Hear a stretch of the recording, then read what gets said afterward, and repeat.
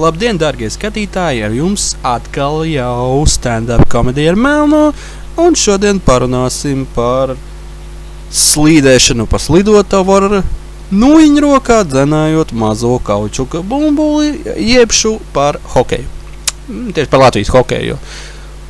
Kāda mums daļa gar Krievijas, Ķīnas, Kazahstānas, Vācijas, Austrijas, Kanādas un citiem hokejiem. Mēs runāsim tieši par Latvijas. Latvijā hokejs viens no populārākajiem sporta veidiem. Es baidīšos apgalvot, ka populārākais, jo daudz saka, ka populārākais ir masveidīgākais. Masveidīgākais mums droši vien ir vai nu futbols vai basketbols, vai arī orientēšanās, ko es, piemēram, neuzskatu par sporta veidu, bet vienkārši labi pavadīt brīvo laiku. Cilvēki tūlīt man sitīs un teiks, šaks arī ir sporta veids. Jā, tas ir sporta veids, traumas tur gūt var, tu vari aizmigt uz laidņu un izbakstīt acis. Jā. Bet tad atgriežoties pie hokeja, Latvijā populārs sporta veids, viens no populārākajiem, pietiekami daudz viņā trenējās, vēl jau vairāk viņi skatās. Trenējās gan pārsvarā tie, kam ir iespēja dabūt kaut kādā veidā lieku naudu, ja tas ir diezgan dārgs sporta veids, un Latvijā to nefinansē. Un mums ap hokeju parasti skaitās tik tiešām daudz kā smieklīgi. Gan traģikomiski, gan reāli smieklīgi. Piemēram, mums hokejā ir bijis populāri, kad spēlētājs aiziet uz citu spēlētāju kāzām vai tam līdzīgi pārtī un izveļās pa otrā stāva logu. Tas droši vien bija apmēram tā, tu padod man dzēramo, paņem labāk ideja, es taču esmu vārtsargs, paņem man to dzēramo, es stāvēšu pie loga, tie būs vārti, un es viņu noķeršu. Izlidoja ārā. Tas tā. Droši vien tā nebija, taču mēs to tā varam iedomāties. Mums ir bijuši gadījumi, kad spēlētāji savā starpā izkaujās nezinām iemeslu dēļ. Tas, es domāju, jebkur ir bijis. Un gūst to pēc pietiekam traumas. Mums ir bijis, kad vietējās komandās leģionāri nespēja sadalīt šo to ar vietējiem, un tas beidzas ar laustām kājām. Kas ir spēlētājs uzvārdos nesauksim, kam interesē, tas to jau zina. Kam interesē uzzināt, tas uzzinās. Mans darbs ir jūs smīdināt, nevis izglītot. Un, protams, mums ir... tagad jau jāsaka, bija. Smilts nav jāber, mīris vēl nav, bet mums taču bija Latvijas hokeja krustāvs, hokeja cilvēks, hokeja ebrejs un visādi citādi Kirovs Līpmans, kurš... Es atvainojos, šo vārdu pieminot viena sviedri nāk gan augsti, gan karsti. Kirovs, Kira, Lipmans, Lipmanis, sauciet viņu kā vēlaties. Ir izdarījis daudz ko labu Latvijas hokeja labā, bet pārsvarā tie labie darbi jau ir bijuši, kādu laiciņu atpakaļ. Nevar noliekt, ka 90. 2000. sākumā neko sliktu īsti nedarīja. Būsim godīgi, viņš ir viens no galvenajiem iemesliem, kāpēc mums bija tas pasaules čempionāts hokejā 2006. gadā, cik viņš mums bija veiksmīgs, cik viņš bija labi izstrādāts. Tā ir cita lieta, teiksim tā, pirmie kucāni jāslīcina, kucāni, kaķēni, kāds tā ir. Bet tagad ir pienācis laiks, kad viņa laiks ir beidzies, un viņu nomaina kāds supervaronis. Labi, nē, supervaronis ne. Viņu nomaina Aigars Kalvītis. Kāpēc pieminēja supervaroni? Tāpēc, kad kādreiz bija modē viņu kariķēt ar Latvijas tēlu, kurš tika izdomāts pretamēslošanu mežā, Cūkmenu. Zinām, līdzība viņam tur ir, bet, teiksim tā. Dzīvē viņš nemaz pēc Cūkmena tik ļoti neizskatās. Šņukuru viņam nav, roza austiņu viņam nav, apmetņu viņam nav. Tāpēc, Cūkmens laikam jau nav. Ko var zināt? Varbūt viņš naktīs par viņu pārvēršās. Labi, tas tā. Kāds viss ir noticis, teiksim tā, Latvijas Hokeja Federācijas kongress, kā saka, Kalvīs, kurš tika uzskatīts par viņu biedru, beigās nostājās Kozela pusē un tika iebalsots par jauno Latvijas Hokeja Federācijas prezidentu. Un cerams, ka Latvijas hokejs tagad dubultā gribēs doties mājās. Jūs ziniet, kā kopā čaļi uzspēlēt, tur atbrauks tur tāds Daugaviņš, viens Krievijas vietas, tur Kārsums no citas Krievijas vietas, tur kāds Vasiļjovs no Vācijas, tur vēl kāds no Slovākijas, tur kāds Girgensons Dzirkals no Amerikas. Kopā paspēlēs, un Kalvīts noteikti kā kārtīgs vecs. Un piedāvās viņam, kad pīrādziņu uzraut. Starp spēlēm nenomēties, kad normāli tu tāds atbrauc mājās, un tev vēl mājās cepta pīrādziņu no Kalvīša rokā. Ziniet, kā Lipmans ieskrien pirms izšķirošajām spēlēm, dod šo jums tik un tik naudu. Nu, nav. Visiem galvenā nauda nāk tomēr no klubiem. Nu, labi, tur, ja kāds mums spēlē kādā 2., 3. līgā, viņam tā prēmija par palikšanu elitē kaut ko dos, bet nu, tādam normālam, teiksim, Dinamo vai Krievijas vai Amerikas spēlētājiem, nu, tur tie 5-10 tūkstoši, nu, neko diži nemainīs. Būsim reāli, nu, kas saka, varēs pēc tam nopirkt sievai dārgu gredzeni. Jo lielākā daļai mūsu hokejisti ir sievas, nu, vai vismaz draudzenes. Nu, es runāju par tiem hokejistiem, kas parasti spēlē izlasē. Puišeļiem, atvainojos par šādu izteicienu, 18 spēlētājiem, nu, labi, nu, tiem, droši vien arī lielākai daļai, nu, vismaz draudzenes ir sievas gan diez vai. Bet, nu, jā. Tātad atgriežoties, bet, iedomājieties, nu, tas nauda, nu, ka tad vienas tikko svaigi ceptus pīrādziņus, siltus un smaržīgus. Nu, kas dos vairāk spēku? Tas, ka tev tu piesval, jā, tu tur vinnēsi, es tev tur kaut ko iedošu. Plus, izrādās, ka pietiekami bieži nemaz neizmaksā to summu solīto. Te tu uzreiz paēd 3-4 pīrādziņus, un tev pasaka, ja jūs uzvarēsiet, es jums uzsaukšu veselu šito cehu ar pīrādziņiem. Ot, kā mēs varam popularizēt Latvijas izlases? Atcerieties, kādreiz modē bija Dinamo pelmeņi. Tur Dinamo pelmeņi, Dinamo saldējums, tur Dinamo limonādi, man liekas, bija tur putriņas, kas tik nebija.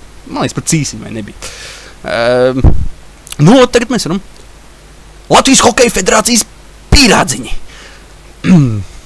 Speķotais sprukts. Slidenais miķelis.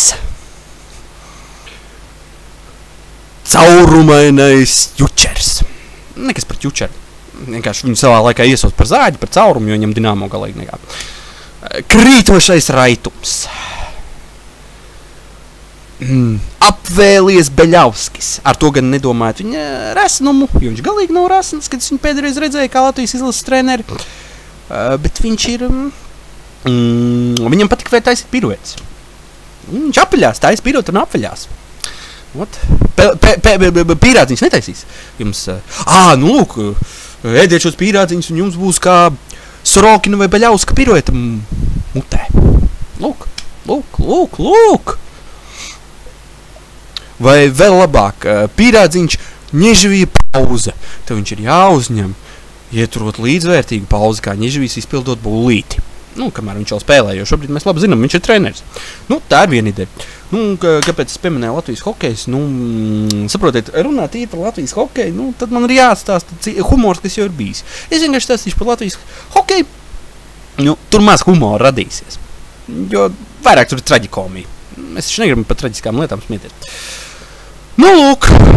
Tad atgriežot, mēs izzinām, ka Lipmans ar treneriem ļoti daudz joks ir taisījis. Piemēram, pēdējais, kas bija ar izlases pirms olimpiskās kvalifikācijas. Un droši vien kaut kāds neliels procents te arī palika pie tā, kāpēc mēs netikām uz olimpiādu. Ja mēs, protams, ticam tam, ko saka Karsums, kas droši vien arī lielā mērā ir taisnība, ka spēlētājiem un treneris vairāk vajadzīgs kā motivators. Ne jau tagad izlases treneris iemācīs viņam spēlēt. Nē, protams, teorētiski. Viņš tādā veidā noņēma atbildību no Vasiļjeva par to, ka mēs netikām uz olimpiādu, taču būsim reāli. Ir starpība, vai komanda tam procesam gatavojās 2 mēnešus, aizved vairākas nometnes, kāds bija Vācijas izlasē, vai arī komanda savācās kopā pāris nedēļas, kaut kādas 2 nedēļas vai nedēļa pirms turnīra, un tad pa īstam treneri dabū pāris dienas pirms pirmās spēles. Tā kā tas jau ir vien komiski. Turpinot līniju, kā Latvijas Hokeja federācija var turpināt popularizēt Latvijas hokeju.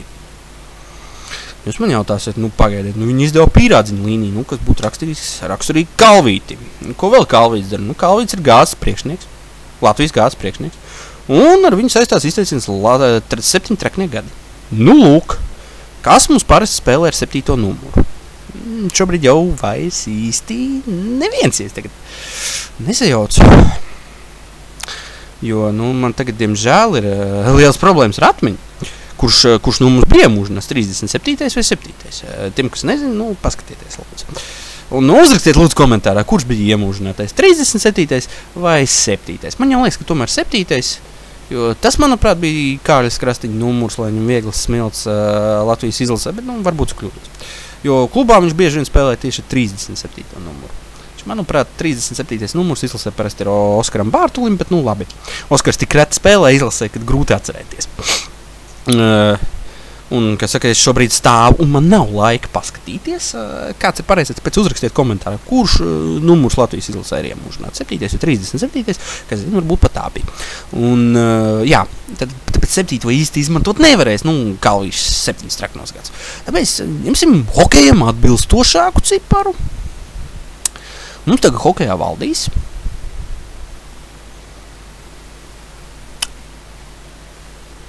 Nepārspīlēsim, neteiksim 99 traknie gadi, bet teiksim 6 traknie gadi. Un kāpēc 6? Tāpēc, ka 6 spēlētāji laukumā. Jūs esat, kā vienmēr saka 5 laukuma spēlētāji. Vārdsargu neaizmirstiet. Tāpēc mums būs 6 traknie gadi. Par centru, par labo malu, par kreiso malu, par vienu aizsargu un par otru aizsargu. Un beigās tad kārtīgs traknieks gadiņš par vārdsargu. Vispār nē. Mums būs, to es pateikšu, 10 traknie gadi hokejā. Jūs te prasīs, kā 10? 5 par laukuma spēlētājiem un vēl 5 par vārdsargu. Jo vārdsargs, kā daudz treneri un arī skatītāji, fani un eksperti mīl teikt, ir puse no komandas. Ja mēs tagad teiksim, 20 traknie gadi, tik daudz būtu jau skaisti, bet diez vai būs. Bet mums būs 10 traknie gadi. 5 par vārdsargu un 5 par mājiņu. Tad, ko mēs varam izdarīt? Mums ir jāveic produkcija Latvijas Hokeja federācijai vai kaut kādiem Latvijas izlases ģenerālmenedžeriem, kaut kam tādam, ir jāveic kaut kāda arī fanu produkcija. Protams, tur krēkli, viss kaut kas tāds. Tas ir automāts, bet kaut kas tāds īpašāks. Ar nosaukumu 10 traknie gadi, 10 traknie čempionāti, 10 traknās olimpiādas, kaut ko tādu, saprotiet. Bet kas varētu būt šajā produkcijā? Kas varētu būt 10 pēc skaita trakni, interesanti produkti? Labs jautājums. Man uz šo jautājumu būs atbildi. Tad iedomājamies, mēs tagad tādu, hokejs, normāli hokejs mūsdienu, nevis, teiksim, 30. gadu. 30. gados hokejs izstītos kā lielākā daļa no mums. Bet, mūsdienās tomēr hokejs ir mazliet, plecīgāki, ar zināmu svariņu, nelieko, protams. Atsevišķos gadījumos ir arī liekais, bet, parasti nav. Tad plecīgāki, bišķiņu rociņas ir, izņemot ļoti tehniskos spēlētājus. Reizēm arī vārdsargus, jo tādiem gan, ja būs pa daudz masiņu, būs grūti izmantot savas īpašības. Hokejisti pārsvarā ir virs 1,80 m, taču arī pietiek zem 1,80 m, taču tie visbiežāk katrā komandā ir ļoti maz. Jo īpaši tādos nopietnākos čempionātos. Ja mēs skatāmies, teiksim, amatierus vai 2. un 3. šķērs čempionāts, tur būs arī pietiekami daudz zem 1,80 m. Tad mēs iedomājamies kārtīgi vīrieti, kārtīgi čali. Kā mēs varētu simbolizēt to, ka viņam būs 10 trakni gadi? Tātad pirmais. Latvijas Hokeja federācijai būtu jāizlaiž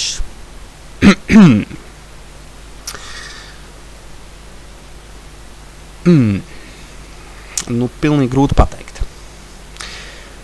Erotisko leļu komplekts priekš sievietēm ar nosaukumu 10 traknie gadi. Un kamēr viņu vīri baudīs 10 traknus gadus. Hokeju, ko izpildīs Latvijas hokeja izlases, viņas tikmēr baudīs speciālās Latvijas hokeja izlases erotiskās lēles. Sievietēm. Tas ir pirmais produkts. Jūs saprotat, lai viņas neapvainojās, nesāk krāpt un tam līdzīgi. Tā ir pirmā produkcija. Otrā produkcija, kas būtu jāsaist ar 10 trakniem gadiem un ar gāzi, tas ir rūcošais pilventiņi. Ziniet kā, hokejs bieži vien ir jautri, viņiem patīk izjokot vienam otru, īpaši jauniņos. Rūcošais pilventiņš, tiem, kas nezina, tas ir tāds maziņš tā kāds pilventiņš gumijots, kur tu uzsēdies un tad ir skaņa tāda, kā tu nolaistu gāzīti. Jāizlaiž rūcošais pilventiņi ar simboliku 10 traknie gadi, vai tur, piemēram, Kalvīšs sēju un viņam galvā Latvijas izlases hokeja ķīberi. Tā ir vēl viena ideja. Ko vēl var Latvijas Hokeja federācija, Latvijas hokejas izlases menedžments izlaist, lai popularizētu sevi? Un, kā saka, atgūt cieņu fanācijas, lai paplašinātu interesantus. Pirmām kārtām Mums ir jāsūta cilvēki uz čempionātiem. Nu, tā kā vietējo čempionātu. Nu, nezinu, cik daudz no jums, kas man tagad klausās, ir bijušas kādreiz kāda vietējā čempionāta spēle, bet iedomājieties, piemēram, situāciju. Un noteikti tur, piemēram, Ogrē, Rīgā, Liepājā, Jelgavā, Jūrmalā klubu vairs nav. Nu, teiksim, pieņemsim noteikti Rīgā spēles ar Mogo un, nezinu, Prizmu. Abi Rīgas klubi. Teiksim. Nu, spēlē viņi. Un pārtraukumā, teiksim, Kalvītim jāiznāk ar vēl 9 cilvēkiem un jāsāk dejot 10 trakno gadu deju. Jā, tieši Kalvītim. Nu, viņam ir jāparāda, ka viņš ir tautas cilvēks. Ziniet, kā viņš bija Dinamo valdē, kurš skaitās tautas klubs, nu, tad viņam jāparāda, ka viņš joprojām ir no tautas, neskatoties to, ka viņš teorētiski vairs nav Dinamo. Un jāspēj padējot kopā ar vēl 9 cilvēkiem, kuriem ieteicams būtu, kā saka, ar lieko svaru. Nu, un, protams, visu tur Latvijas hokeja izlases ekipējumos, krāsās un tam līdzīgi. Nu, tā teikt, popularizēsim. Nu, kas ir vēl viens variants? Mums ir ļoti jāsaka skaitli 10. Ziniet, kā Dinamo, piemēram, bija pirms pāris gadiem īpašās 5. sezonas formas. Nu, tad mēs, piemēram, uz Latvijas izlases formām kādā vietā ir jāuzliek tāds 10-nieciņš. Arī, teiksim, Dārziņam, kurš spēlē ar 10. numuru, ir jāuzliek tāds 10-nieciņš. Nu, tur uz plēca krūts kaut kur tā. Un kāds prasīs, Latvijas hokeja federācija tikai 10 gadu jubilē? Nē, Latvijas hokeja federācija tagad ir 10 traknie gadi. Nu, protams, pēc tam būs kraks. Nu, līdzīgi kāds bija Latvijas valstī pēc Kalvīša 7 trakniem gadiem. Bet, 10 gadus mēs būsim ļoti labā stāvoklī. 10 gadus mēs iesim pa medaļām, vinēsim Kanādas Krievijas ar 10-0. Lūk, vēl viens faktors, kā popularizēt. Mums obligāti jau šogad kādai komandai ir jāiemet 10 ripas. Līdz ar to mums būtu ļoti labi mēģināt sarunāt pārbaudas spēli ar kādu, nezinu, Lietuvas izlasi, Igaunijas izlasi, varbūt kādu Horvātijas izlasi, nu, respektīvi kaut ko tādu, kas kādu 2-3 līmeņi zem mums. Jāsavāc iespējami labākais sastāvs un jāspēlē supermotivētiem. Dabūsim pīrādziņus, jāmotivē ar pīrādziņiem. Un jāvinē ar vismaz 10 ripu starpību. Nu, kā saka, jāiesāk 10 traknie gadi ar vismaz 10 gūtajiem vārtiem. Labi, turpinot par gāzītēm un 10 trakniem gadiem, vēl viens veids, kā Latvijas hokeja federācija un Latvijas hokeja izlase sevi var popularizēt, ir pievēršoties tieši pie gāzītas tēmas, izlaist savu kvasu un limonāžu sēriju. Nu, ziniet, un minerālu ūdeņu, obligāti minerālu ūdeņu. Nu, ziniet, kā tur gāzīti ir iekšā. Un, teiksim, tur uz minerālu ūdenīšu, tur vienu, tur sēņu, tur uz kā tāds limonādīts otrs sēņu, trešo sēņu, tam līdzīgi. Ziniet, kā Miķels, teiksim, ir Miķeļa alus. Nu, tur ražu, neesmu atzīšos dzērs, bet ziniet kā. Un tad, teiksim, reklāma. Lūk, jūs izdzerat tur Dinamo pārstāvi tur Miķeļa aliņu, un pēc tam jūs izdzerat Dārziņa minīti un esat svaigs kā rīta ledus ziemas vidū. Nu, vai nav skaisti? Latvijas izlase sev būs pilnībā noreklamējusi. Un pat ja rezultāti nebūs tik labi, kā gribētos, respektīvi turpināsim kūties pa apakšu un nedod Dievs vēl izkritīsim no elites divīzijas, nu, vismaz visi būs kārtīgi pasmējušies. Nu, šajā mirklī, es domāju, no jums varētu vēl viena lieta. Protams, es atzīšos, es nezinu, vai ar Haraldu Vasiljevu pagarināja līgumu, tāpat kā ar Edgaru Miļunu pēc Eriku Miļunu pēc neveiksmīgās olimpiskās kvalifikācijas. Es nezināšu, pieņemsim, ka nepagarināja. Un tāpēc tagad mums ir jālem, kas būs mūsu jaunais treneris, trenera asistents un tādā kā. Man ieteikumi, pieņemsim, ka Karsumam ir taisnība. Un treneris ir galvenais vajadzīgs kā motivators. Tātad, mums nav obligāti vajag baigo hokeja treneri. Mums nevajag obligāti baigo hokeja treneri. Priekš tā mums būs asistenti. Asistenti viņam pastāstīs, kas ir hokejs. Nu, un tagad padomām, kas var motivēt? Kas varētu tā ritīgi motivēt? Man ir ideja. Latvijas hokeja izlases galvenajam trenerim ir jābūt Ainai Poišai. Jo, nu, jūs taču atcerieties, ka viņas kādreiz jau sarunu šovu, kurš gāja pa TV3. Nu, kad mēs zaudēsim, piemēram, Kanādai 0-6, es jutīsies baigi sūdīgi. Un fani viņus lamās par to, ka, nu, cits prezidents, bet tāpat spēlējam kā mēsli. Un viņi jautās, teiksim, katram no mūsējiem. Vai tev ir kāda problēma? Un vai nevēlies par to parunāt? Es domāju, ka viņiem tas tik ļoti apniks, ka viņi sāks pa nopietnu spēlēt. Un, lai Ainai izskaidrot, ka to ir jāprot savest kopā ar hokeju, un galā mums kāds arī parādīt, vai vairākumā spēlēs tas, un pēc tādas un tādas saspēles, nu, tad mums ir vajadzīgi asistenti. Asistents gan mēs tomēr paņemsim, nu, ar hokeju bišķi saistītākus. Par asistentiem Latvijas izlasē ir jāpaņem Nazārovs, kurš ir pazīstams KHL treneris, kur gan pēdējā laikā diezgan ātri atlaiž, bet mēs viņu neņemsim kā galvenu. Mēs viņu ņemsim atkal kā trenera asistentu un kā motivātoru. Kāpēc tā? Nu, visi ir redzējuši, ka viņš tur ārdās, psiho. Nu, lūk, Ainai nesanāk motivēt. Viņš izvilks hokeju, nu, un sāk visināt pagājuši un teiks, tas, kas tur, dārdziņš netrāpīs, tur šitajā periodā sākšu viņu daudzīt. Un ir jādod atļauj to darīt. Nu, tā būs laba motivācija. Protams, diez vai pēc tam kāds gribēs vēl izlasē spēlēt, taču, ja ar šādas motivācijas palīdzību Latvija pirmo reizi, piemēram, iekļūst pusfinālā, kā saka, mērķētais no līdzekļus. Nu, otru asistentu vajag tādu bišķi mierīgāk, kā saka, labais mēnesis un sliktais mēnesis. Nu, it kā jau Aina sanāk tā kā labais mēnesis, bet viņi ir tik kaitinoši, ka mēs viņu nereiķināsim kā mēnetu. Un turklāt, nu, asistenti labās komandās ir vismaz 2. Kas mums būs otrs asistents? Kas palīdzēs Nazārovam? Es domāju, ļoti daudzi atcerās tādu treneri kā Julijus Šuplers. Viņu mēs neņemsim, viņš jau vecs neaiztiksim. Bet mums vajag kādu ļoti mierīgu. Un tad es ieteicu Rodrigo Laviņu. Viņš lielāko daļu pazīst, viņš tagad sācis trenēt, viņš ir Kurbats galvenais treneris, ja jūs nezināt, kas ir Kurbats. Paskatieties Latvijas hokeja virslīgu, pačikojiet, vai arī pačikojiet HK Kurbats LV. Uzzināsiet. Un viņš ir viņa tagad galvenais treneris šajā sezonā. Viņš jau iepriekšējās beigās tikai sāka palikt pa treneri, jo viņš pagājušajā sezonas sākumā vēl spēlēja. Un tie, kas viņu atcerās kā hokeistu, atcerās karjeras beigās viņu mūžīgi lamāja par lielām kļūdām. Viņam bija stilīgais, sulīgais spēka paņēmieni, un viņš bija tādu mierīgu sejas izteiksmīti, lai kas nenotika. Pat tad, kad viņš izkāvās ar kaut kādu viķas puišeli, ar kuru kaujoties salauza savu pirkstu, viņš tik un tā izskatījās ļoti mierīgs. Un tāpēc viņš būtu lielisks tā kā pretējais. Tiksim, ja kādu pārāk satracinās Nazārovs, viņš viņu varēs nomierināt. Un, lūk, nu, viņš, tā teikt, varēs ļoti labi palīdzēt aizsargiem. Tā. Vārtsargu treneris, nu, līdz šim pārsvarā bija Klodāns. Pēdējās sezonās, nu, es tagad neatceros, viņš aizbrauc arī, teiksim, bija uz kvalifikāciju. Man liekas, ka nebija. Man liekas, ka uzmet, un vai nebija tā, ka mums vispār nebija vārtsargu treneri, un būtībā vārtsargu treneris bija Masaiskis. Nu, viņš nestāvēja, un viņš mūžīgi uzvalkā. Nu, Masaiski mēs nemocīsim. Viņš, kā saka, pateicis, ka pabeidz savu izlases vārtsargu karjeru, droši vien arī tuvākajās sezonās beigs. Vispār karjeru, jo nu šogad viņam sevišķi neiet.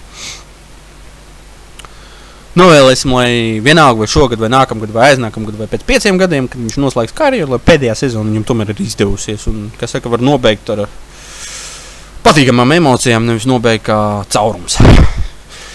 Nu, un kas tad mums varētu būt izlases treneris? Teiksiet, Irbe. Nē, Irbe mēs neaiztiksim. Jo, nu, paskatīsimies, Irbe ir maziņš. Mums visi jaunie vārtsargi ir diezgan lieli, teiksim, Gudļevskis diezgan liels, Mirzļikins diezgan liels, es nepateikšu par Punenu, nezināšu, cik viņš ir liels, Kalniņš ir arī samērā liels, ne ļoti liels, bet samērā liels. Mums vairs nav īsti tādu galīgi maziņo vārtsargu. Nu, top vārtsargiem. Nu, tur, ja pastāst cits, tad jau kaut ko var atrast.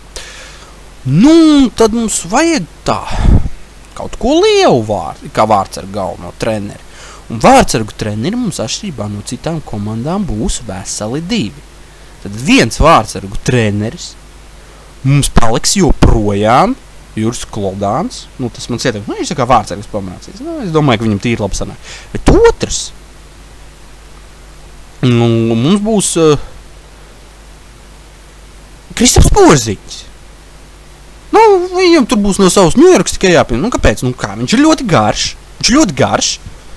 Un viņš mums padoms, kā tur savus garos kādus, garās rokas labāk kustināt, tā, lai veiklāk, tā, lai pretinieks netiek līdzi, un tā, lai vēl apmānu, iemācīs vārdsargiem basketbola māņu kustības, tā, lai tās varētu pievietot hokejā, un tad mūsu vārdsargs vienkārši sāks kaut ko tizloties vārtos tik traki, ka pretinieks sāks smieties, vai vienkārši apjuks, mūsu aizsargi paņems savāks ripu, un aizies, un mēs iemetīsim.